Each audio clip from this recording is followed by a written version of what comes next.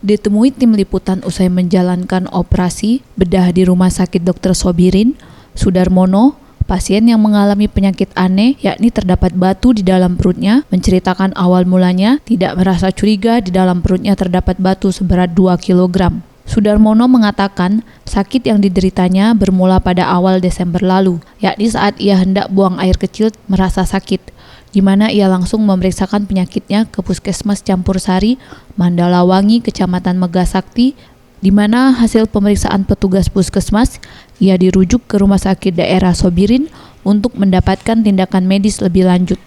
Saat tim medis Rumah Sakit Sobirin melakukan pemeriksaan ronsen, betapa terkejutnya terdapat sebuah batu sebesar 2 kg yang bersarang di kantong kemih pasien, sehingga tim medis memutuskan untuk langsung melakukan operasi bedah pengangkatan batu tersebut. Karena sebelum nggak ada, itu loh prasangka bahwa aku itu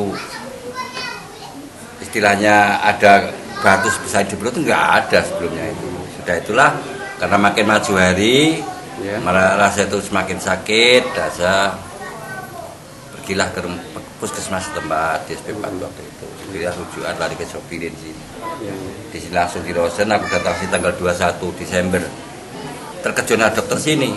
Sementara itu, dokter spesialis bedah Rumah Sakit Sobirin, Dr. Zairin mengaku kasus pasien yang mengalami penyumbatan saluran kantong kemih akibat batu berukuran besar pertama kalinya terjadi. Namun meskipun demikian, operasi pembedahan berjalan lancar dan saat ini kondisi pasien kian membaik.